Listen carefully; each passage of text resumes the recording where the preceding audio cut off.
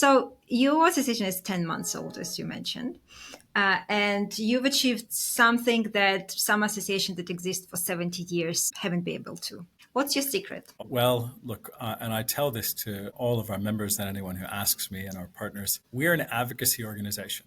So our first board meeting, which was on the 31st of May, 2024, I had the captains and captainesses of industry around the table. Our chair is Neil Perry, deputy chair Chris Lucas, and we have an outstanding board of restaurateurs and chefs from around the country, including household names. And we basically agreed that our purpose was to advocate.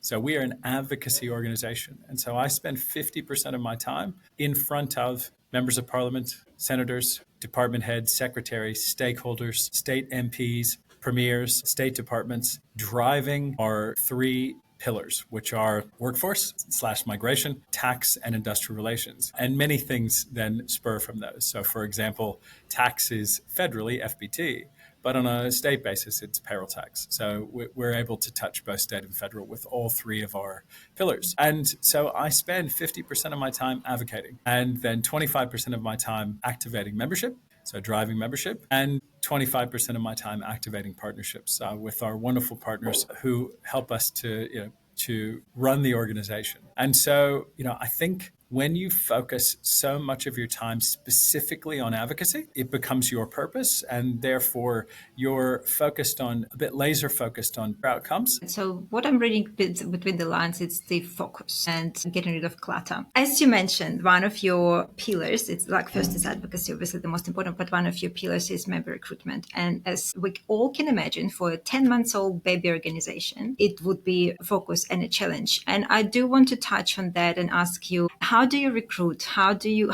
find the response from members? Do you have challenges, resistance on the market, or everyone kind of jumping in and participating? Share with us. It's a great question. So we've been quite lucky so far in the first 10 months that most of our membership has been by word of mouth. So we now represent nearly 1,150 venues around Australia and growing. And most of that's been organic. And we're about to launch a positive hospo pre-election campaign at the end of March and beginning of April as a membership drive, which will take us to our first 12 months of operations.